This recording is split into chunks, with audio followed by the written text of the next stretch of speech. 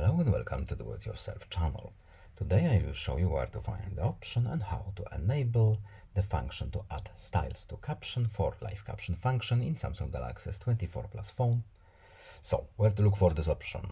First, settings. Next, in settings, we need to open accessibility options menu.